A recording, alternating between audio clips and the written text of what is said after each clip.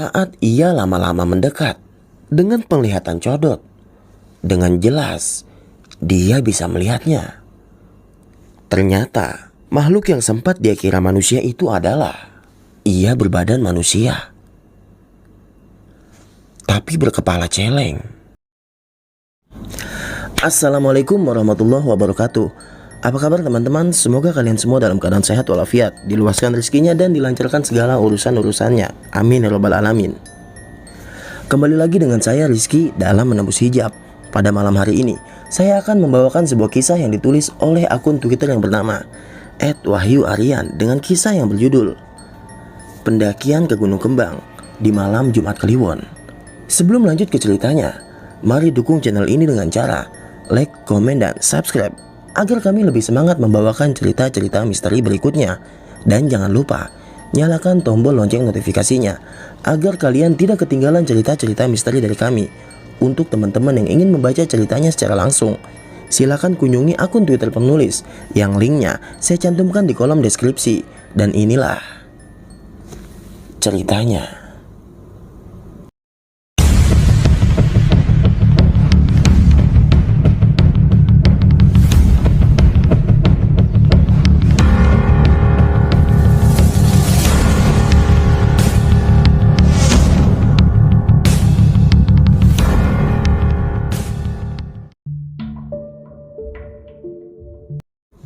Kisah ini menceritakan tentang dua orang pendaki asal Surakarta yang berniat mendaki Gunung Kembang yang terletak di Jawa Tengah.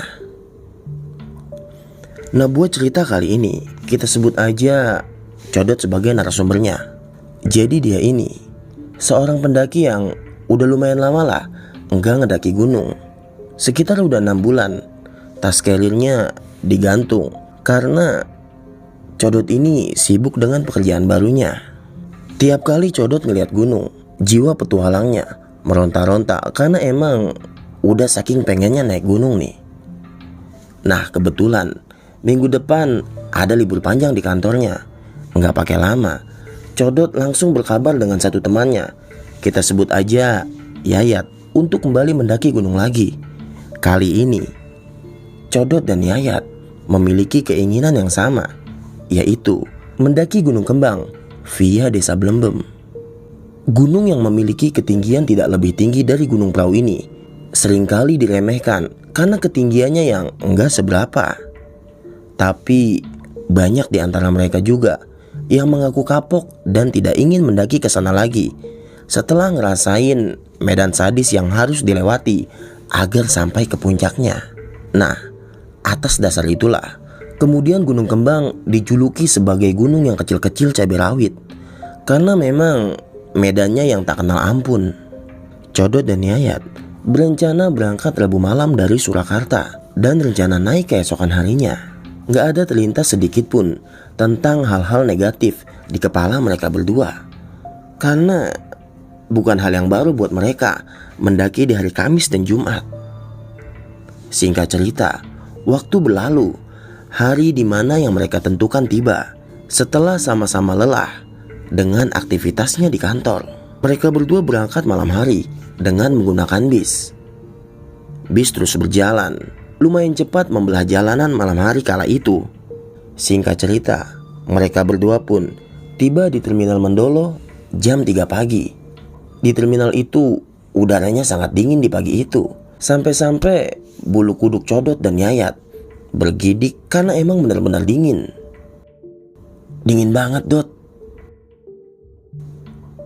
Iya ya, udah lama gak ngerasain kayak gini. Jadi rasanya dingin banget. Ayo ngopi dulu lah, Dot. Nah, itu ada warung tuh, ajak si Yayat sambil menunjuk warung yang ada di pojokan terminal. Akhirnya Codot dan Yayat pun berjalan menuju ke warung yang dimaksud Yayat. Setelah langkah kaki mereka semakin dekat dengan warung itu, dan sebuah pemandangan yang mengerikan menyambut penglihatan Codot.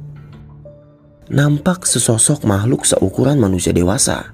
Makhluk itu laki-laki dengan kulit yang pucat, berdiri menunduk di salah satu sudut warung. dengan taring yang tumbuh di mulutnya.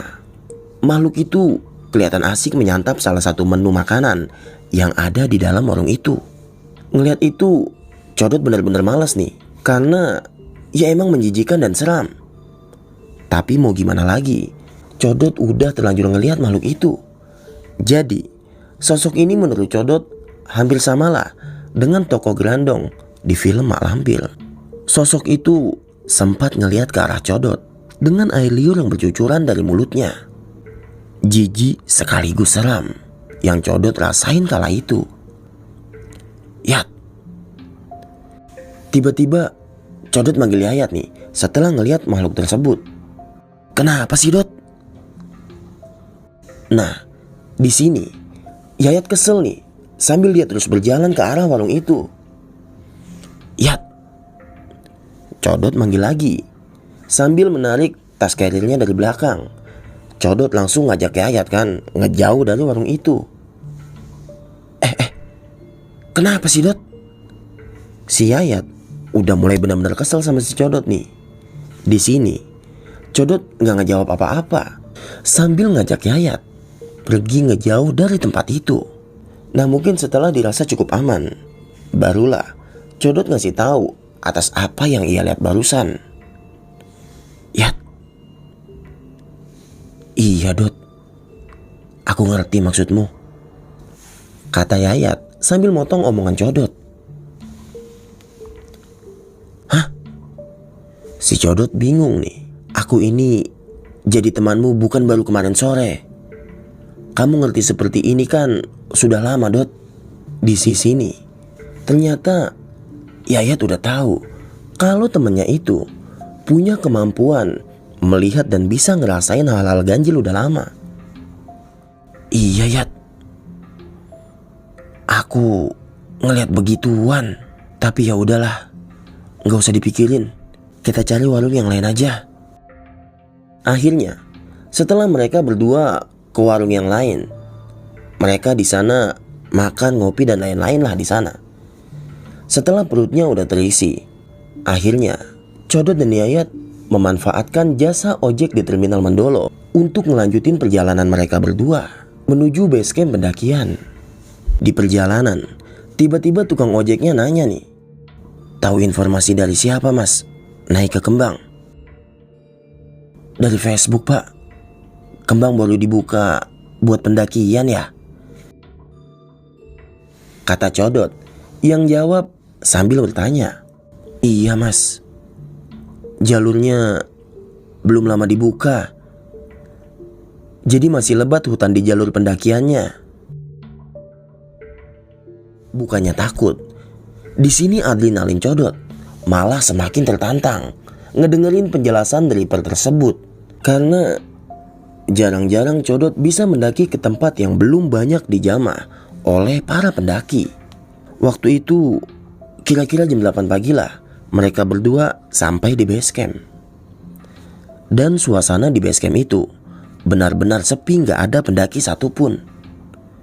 Cuma ada beberapa petugas yang stay di sana. Dot, tidur dulu yuk. Semalam nggak nyenyak tidur di dalam bis. Ajak Yayat nih saat baru aja sampai di base camp. Emang nggak kesorean nanti sampainya? Enggak, paling juga cepat nanti nyampe puncaknya. Ya wes lah, aku capek juga nih.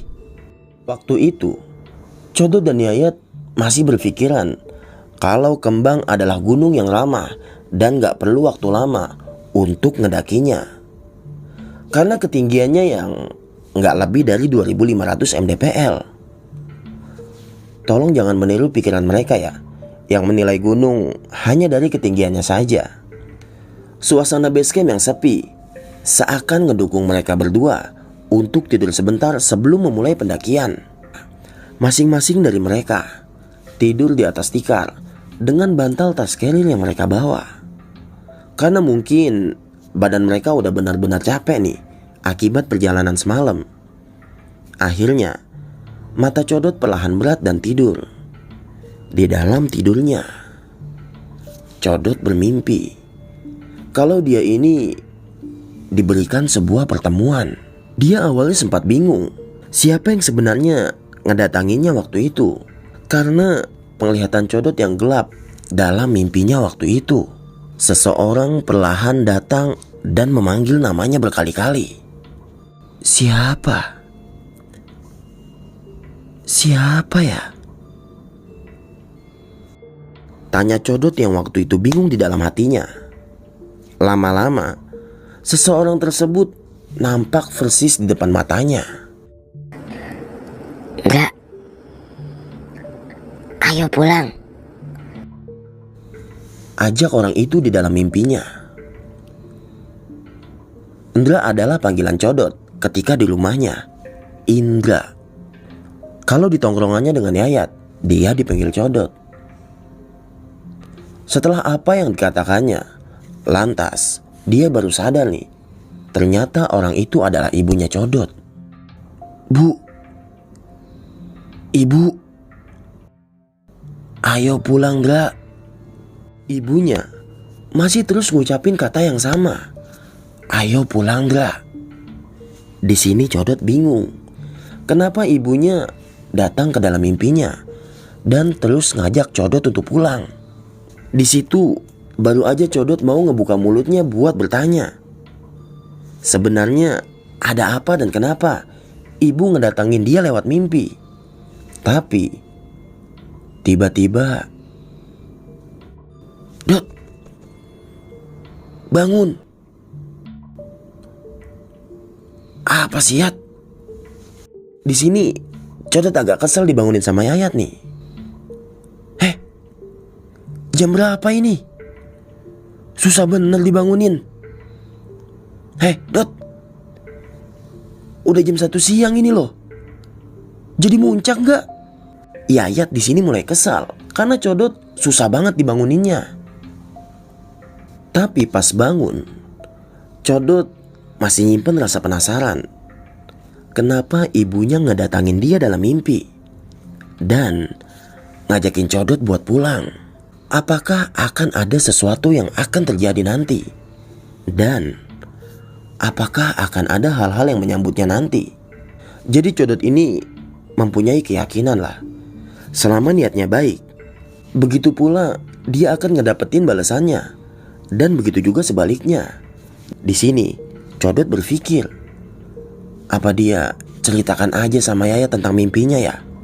Tapi Codot gak jadi ceritain itu, karena dia gak mau kalau perjalanannya ini kacau hanya karena dia. Di sini Codot memantapkan dirinya sendiri sekali lagi. Bismillah, aman. Kamu kenapa, Dot? Enggak, Yat, enggak apa-apa. Singkat cerita, setelah semua perlengkapan beres disiapkan, sampailah saat mereka mengurusi Maksi. Mas, yakin mau naik malam Jumat Kliwon begini? Kata petugas base camp yang berjaga saat itu, saat mereka tengah mengurusi Maksi. Nah, di sini Codot nanya balik lagi ke petugas itu. Emang ini malam Jumat Kliwon ya, Pak? Karena Codot sendiri nggak tahu kalau nanti malam adalah malam Jumat Kliwon. Pikir dia, malam nanti cuma malam Jumat biasa. Iya, Mas. Ya udah, nggak apa-apa. Yang penting Mas sama temennya jangan aneh-aneh nanti di atas. Dan jangan hiraukan kalau menemukan hal-hal janggal. Di sini Codot nelan ludah nih. Jantungnya seolah berhenti berdetak ngedengerin ucapan petugas itu. Seakan mengisyaratkan bahwa akan ada sesuatu hal yang entah akan ada apa yang menyambut mereka di pendakian nanti. Apakah ini ada hubungannya dengan mimpi Codot tadi? Keyakinannya mulai goyah akibat isyarat-isyarat yang seakan memberikan Codot sebuah tanda. Sudahlah. Semoga saja tidak terjadi apa-apa. Amin. Doa sebelum pendakian telah selesai mereka berdua panjatkan. Sekarang petualangan dimulai. Kaki mereka melangkah penuh dengan keyakinan. Posisi waktu itu, Yayat berada di depan dan Codot di belakangnya. Cuaca waktu itu cukup cerah dengan angin yang bertiup dan sesekali kicauan burung menemani langkah mereka yang masih didominasi dengan kebun teh. Di sini, Codot dan Yayat bercerita dan bercanda tentang cerita-cerita lama mereka sambil menghisap sebatang rokok.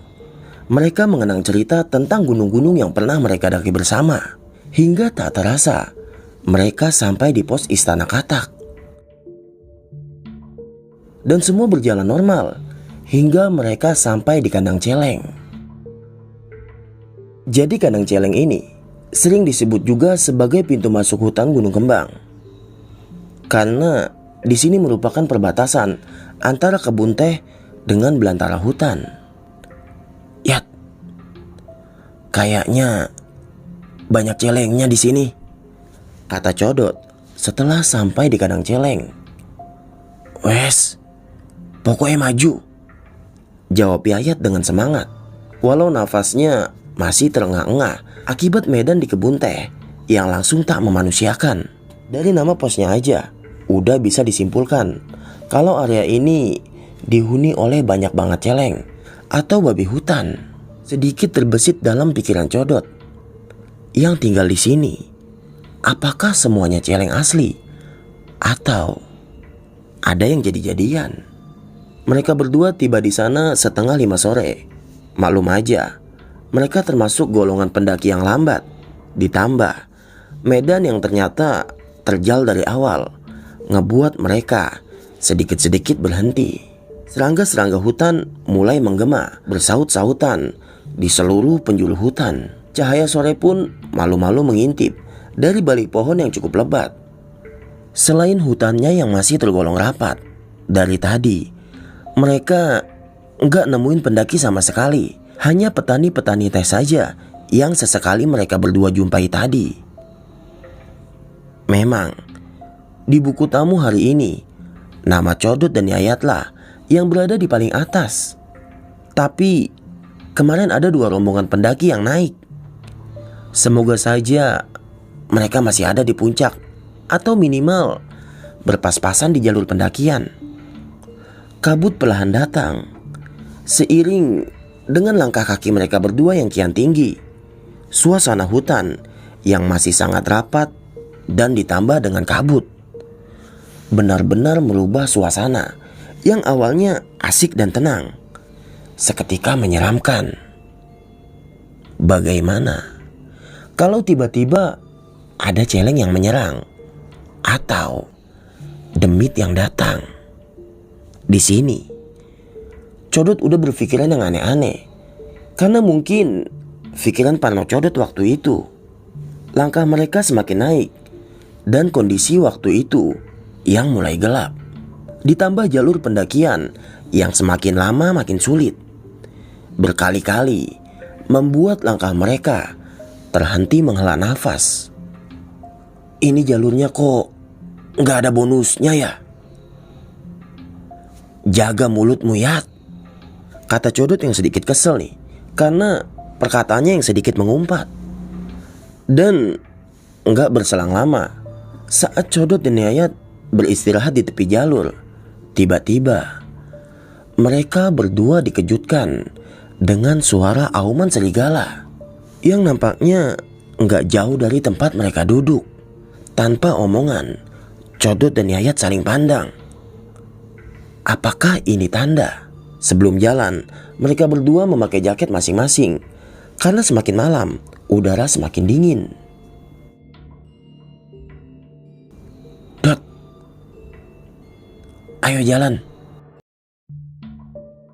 Jalan yang terjal, ekosistem yang masih rapat, karena cuma mengandalkan cahaya lampu benar-benar menyulitkan. Nafas Codot dan nafas Yayat saling bersautan karena terus dihajar medan terjal ini. Aneh, sangat aneh. Kenapa mereka tak juga sampai di pos selanjutnya? Seharusnya, kalau sesuai arahan petugas base camp dan peta jalur pendakian yang mereka bawa, seharusnya mereka berdua udah tiba di pos Lilliput dari tadi.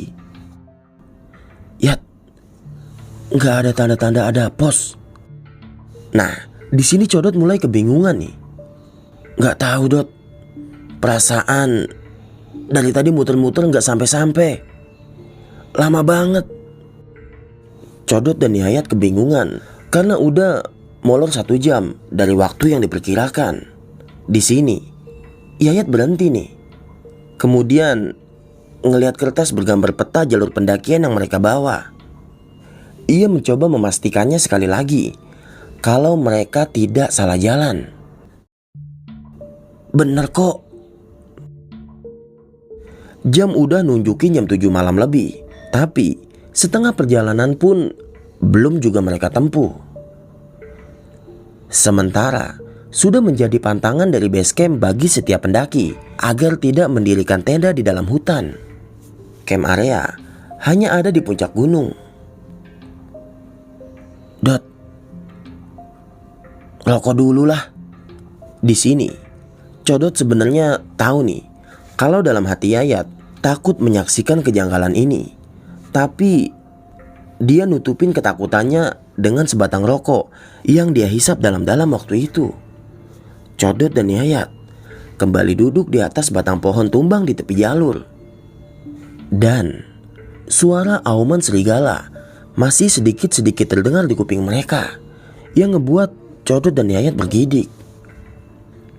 Jalan lagi Yat, ajak Codot, karena tiba-tiba perasaan aneh muncul di batinnya. Mereka berdua kembali jalan lagi, menyusuri jalur pendakian yang terus-terus menghajar mereka tanpa kenal ampun. Tanjakan demi tanjakan mereka injak dengan mantap, walau dengan perasaan yang ragu. Waktu berlalu dan mereka masih ngerasa kalau dari tadi mereka hanya berputar-putar di tempat ini. Yayat berhenti nih, terus diam sejenak. Sepertinya dia tahu maksud Codot. Di antara rasa takut yang menghantui Codot, Codot tetap berusaha tenang dengan rapalan-rapalan doa yang dia baca. Namun kabut datang semakin tebal, mengacaukan pandangan mereka berdua.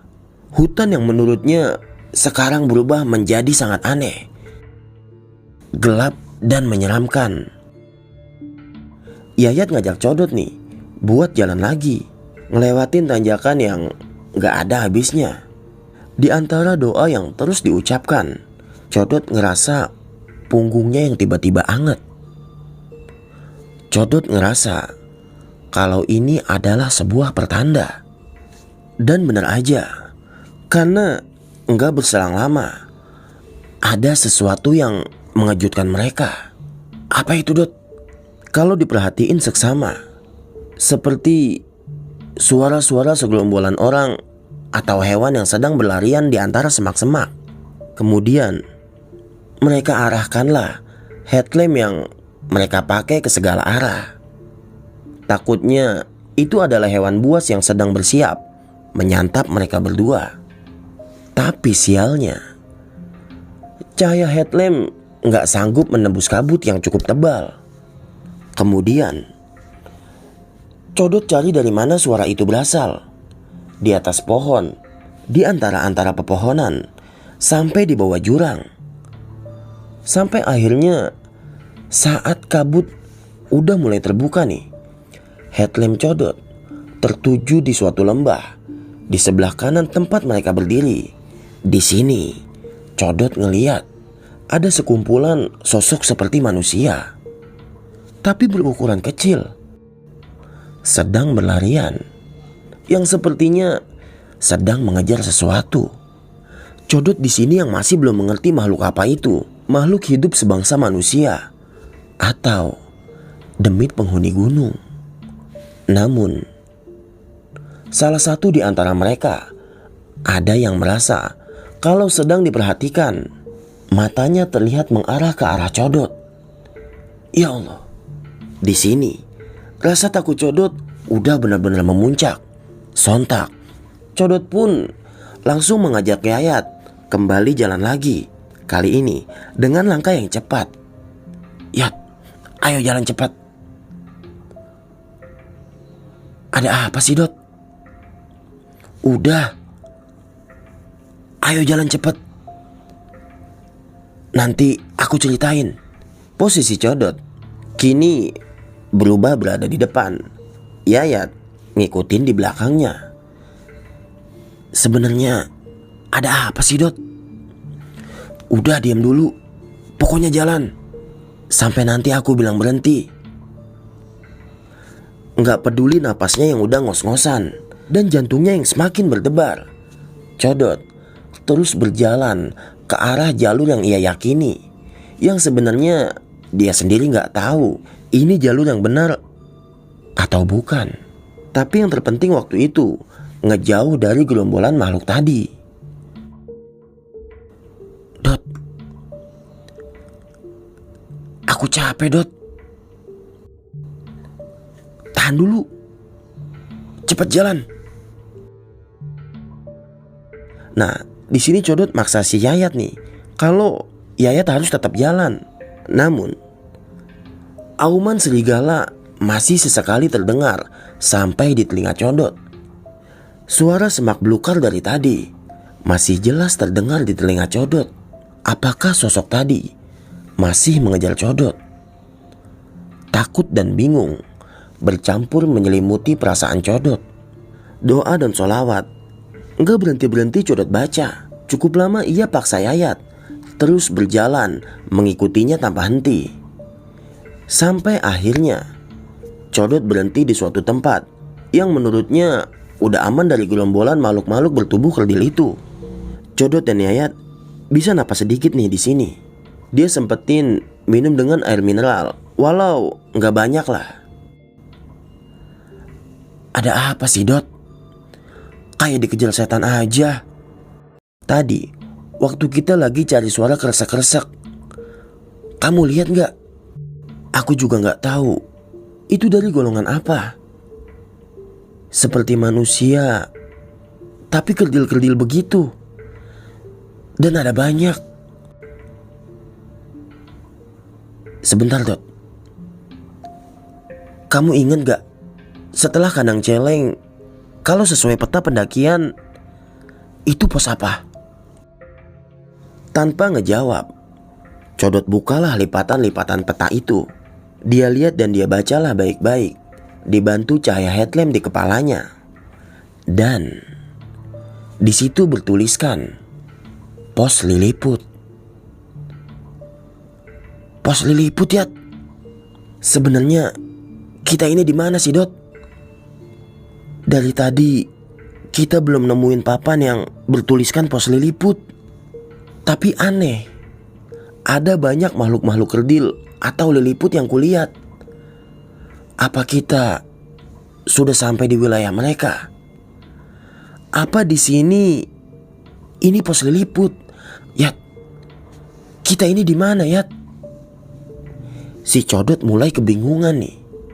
Di posisi ini Codot dan Yayat benar-benar bingung. Sebenarnya mereka ada di mana? Apakah mereka tersesat? Tapi mereka ngerasa sejak tadi langkah mereka berada di jalur yang tepat dan selalu ngelewatin jalan setapak layaknya jalur pendakian. Kemudian di sini Codot ngajak Yayat ngebaca ayat kursi untuk ngenetralin keadaan dan mental mereka berdua. Bismillah. Ayo, Yat, kita jalan lagi. Mereka berdua kembali menyusuri belantara, berharap bisa sampai tujuan selanjutnya atau kembali ke jalur pendakian yang benar.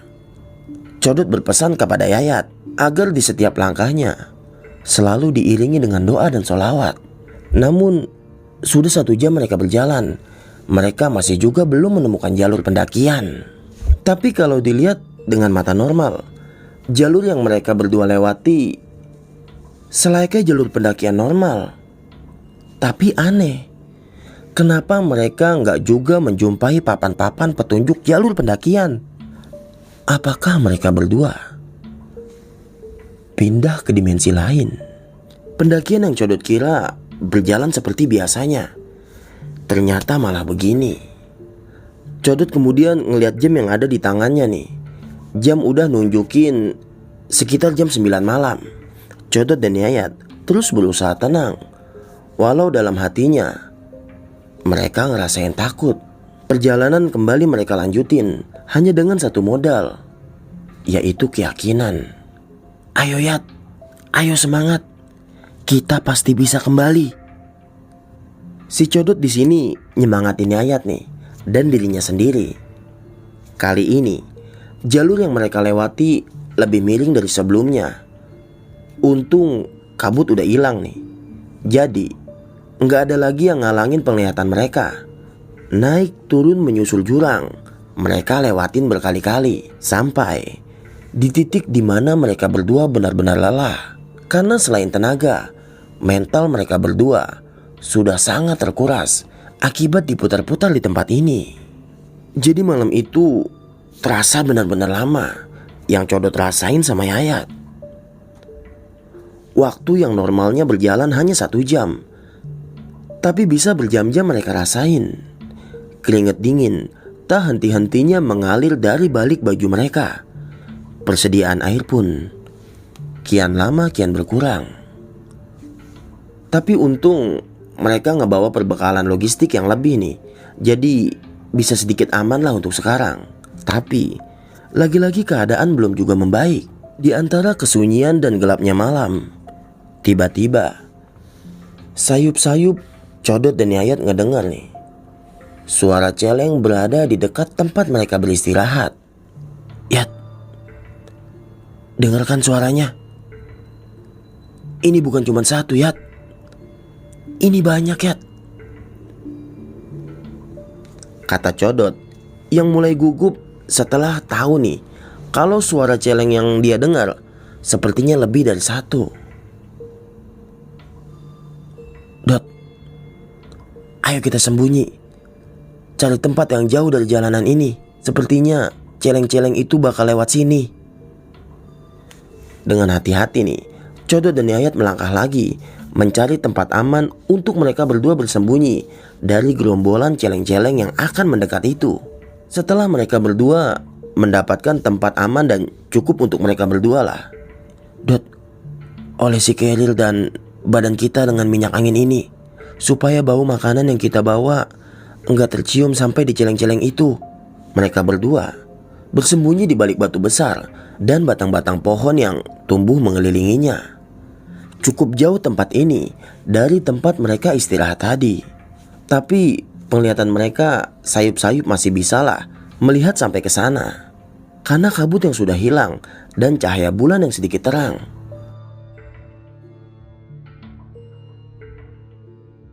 Dengan bergerombolan, celeng-celeng tersebut lewat di jalan tempat Codot dan Yayat istirahat tadi. Ternyata mereka semua sedang mencari makan. Sangat banyak, dan terus mengeluarkan suara khasnya. Saking banyaknya celeng itu, sampai-sampai Codot bingung nih saat mau menghitungnya. Ukurannya bermacam-macam, dari yang berukuran masih anak-anak sampai yang paling besar. Di sini Codot cuma bisa nelan ludahnya sendiri nih saat ngelihat celeng yang berukuran hampir sebesar kerbau. Dalam doa, Codot selalu meminta agar bisa lekas bebas dari keadaan genting ini. Sebenarnya di sini Codot pengen lari sekencang mungkin nih dan berteriak juga sekencang mungkin. Tapi Codot mikir lagi, kalau seandainya celeng-celeng itu ngeliat Codot, habislah Codot dikejar sama celeng-celeng itu. Dan lagi-lagi Codot dipaksa bertahan di situasi yang sangat sulit ini. Tiba-tiba pundaknya ditepuk oleh Yayat, yang nampaknya Yayat juga keheranan melihat celeng berukuran seperti kerbau itu. Tapi ada yang ngebuat mereka lebih heran daripada itu. Ternyata di paling belakang ada makhluk yang awalnya mereka pikir adalah manusia, karena bentuk tubuh dan ukurannya gak jauh berbeda seperti manusia pada umumnya. Dia menggunakan baju serba hitam dan tertutup kain di kepalanya, sehingga ngebuat Codot sulit ngeliat siapakah gerangan itu. Gelapnya malam benar-benar nyulitin mereka untuk memastikan siapakah seseorang yang berbalut kain yang serba hitam itu. Codot ngebenerin posisinya nih. Ia cari posisi senyaman mungkin, tapi tetap dengan gerakan yang senyap agar nggak nimbulin suara yang bisa mengundang celeng-celeng itu dan akan menerkam mereka berdua. Dia sempatin lagi ngelihat Yayat yang tampak sangat ketakutan. Keringat tampak mengalir di antara headlamp di bawah dahinya. "Yat, aku takut, Yat." Tapi keadaan memaksa Codot diam supaya keadaan tidak menjadi semakin sulit. Kemudian mata Codot kembali mengarah pada sesosok makhluk yang belum ia ketahui saat ia lama-lama mendekat. Dengan penglihatan Codot, dengan jelas dia bisa melihatnya. Ternyata makhluk yang sempat dia kira manusia itu adalah ia berbadan manusia, tapi berkepala celeng. Rapalan doa semakin cepat Codot panjatkan. Nafas Yayat di sini mulai ngos-ngosan. Codot yakin barusan Yayat juga ngelihatnya. Sosok yang entah siluman celeng atau apalah itu. Kemudian Codot memberikan kode pada Yayat agar tetap tenang dan diam sampai apa yang ada di depan mata mereka sudah benar-benar hilang. Codot nyempatin lagi nih melihat jamnya. Tapi aneh, jam yang tadinya baik-baik saja tiba-tiba mati entah kenapa. Codot di sini cuma bisa manjatin doa aja. Apa ini arti dari mimpinya tadi? Apa ini alasan kenapa ibunya menghampirinya di dalam mimpi tadi dan meminta Codot untuk pulang? Singkat cerita, pemandangan mengerikan itu hilang dari mata Codot. Dengan sedikit menghela nafas lega, kemudian dia ngajak Yayat berjalan lagi. Kali ini rencana Codot adalah mencari tempat yang terbuka agar bisa melihat dengan bebas di manakah posisi mereka berdua sekarang. Tapi lagi-lagi keadaan mempersulit mereka. Kabut datang perlahan menghalangi penglihatan mereka berdua. Apakah ini ulah dari dedemit sini yang tak rela mereka berdua terbebas dari sini? Kali ini Codot dan Yayat melantunkan sholawat agak kencang di setiap langkahnya. Masih dengan modal keyakinan mereka terus berjalan. Entah sudah jam berapa ini, pokoknya mereka harus keluar dari sini malam ini juga. Susah payah mereka berdua berjalan menembus belantara dan kabut ini, hingga saat Codot dan Yayat tengah merebah karena kelelahan di antara kabut yang masih tebal, cahaya senter terlihat dari arah bawah. "Dot, lihat itu, Dot," ucap Yayat nih sambil menuju ke arah cahaya senter itu. Antara haru dan takut yang mereka rasain berdua saat itu, harunya adalah jika cahaya itu berasal dari pendaki atau warga sini, maka selamatlah mereka. Tapi jika cahaya itu berasal dari makhluk jadi-jadian yang berniat buruk dengan mereka berdua, maka habislah mereka berdua. Kaki Codot dan Yayat sudah sangat lelah jika harus digunakan untuk melangkah lebih cepat lagi. Sementara makhluk misterius itu semakin dekat ke arah mereka berdua. Di sini, Codot dan Yayat saling berhadapan dan berdoa agar yang datang itu merupakan makhluk kiriman Tuhan yang akan menolong mereka berdua. Cahaya senter itu semakin dekat dan terdengar langkah kaki sampai di telinga mereka berdua. Sampai akhirnya, "Kalian mau pergi kemana?" tanya seseorang yang misterius itu. Codot mematapkan hati dan memberanikan diri melihatnya. Yang ia lihat pertama kali adalah kakinya. Apakah kakinya menginjak tanah atau tidak? Dia tengok kepalanya sedikit demi sedikit. Di sini, Codot ngeliat ternyata kakinya masih nginjak tanah. Semakin ke atas Codot lihat. Sekarang, yang Codot lihat adalah seorang manusia. Lelaki setengah tua, berkumis, dengan ikatan kain batik di kepalanya, sedang berdiri menghadap Codot dan Yayat. "Le, jalannya bukan ke sini. Mari Bapak antar." Codot dan Yayat saling tatap karena mereka berdua kebingungan.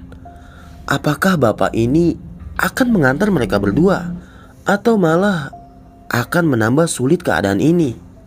Bapak rumahnya di mana, Pak? "Bapak orang sini, Nak. Bapak mau ke desa sebelah sana.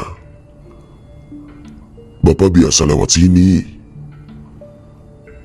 Mari, Bapak antar saja. Gak usah takut dengan Bapak."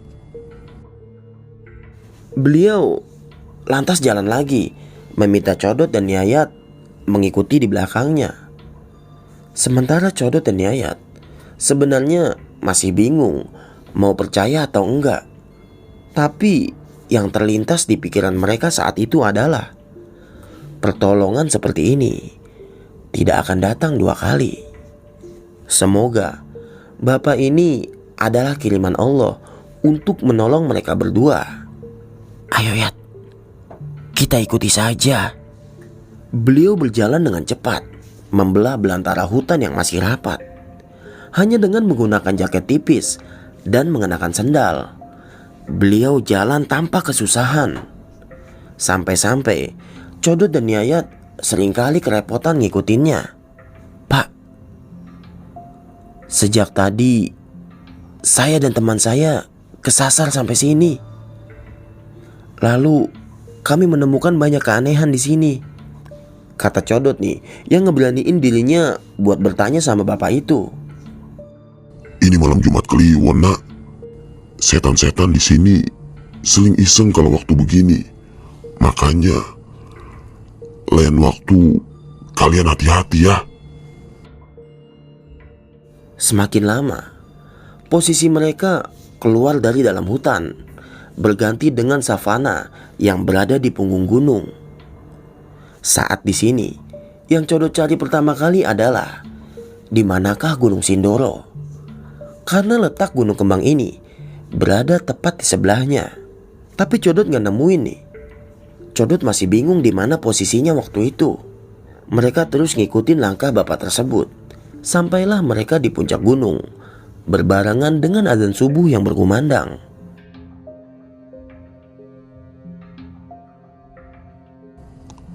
"Nak, ini sudah sampai puncak. Sekarang Bapak tinggal ya."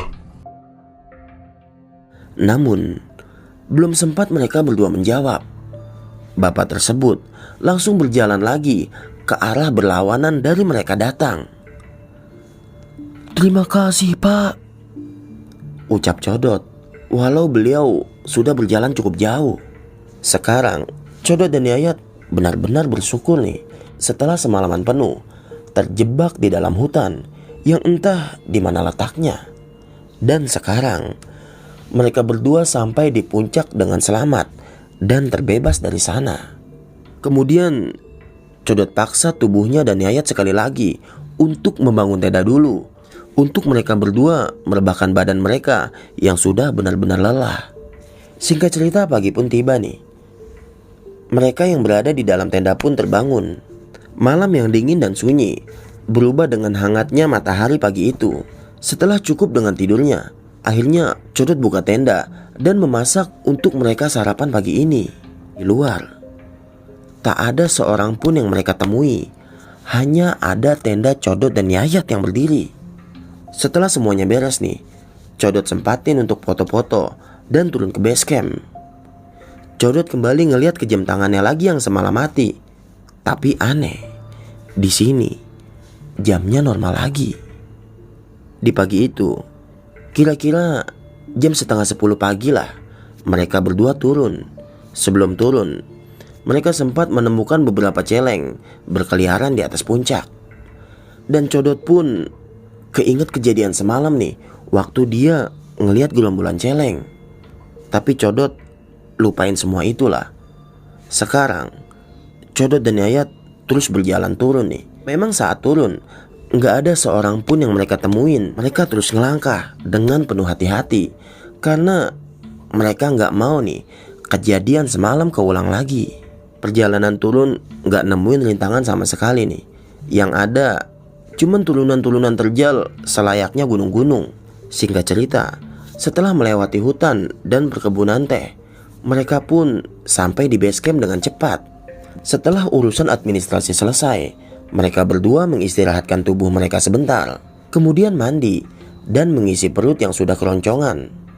Saat semua selesai, mereka berdua pulang dengan 2 pertanyaan yang belum mereka ketahui jawabannya. Pertanyaan yang pertama, di manakah saat mereka tersesat semalam? Di dimensi lainkah? Atau di mana? Lalu pertanyaan yang kedua, siapakah bapak-bapak semalam? Karena belum sempat mereka bertanya siapakah nama beliau.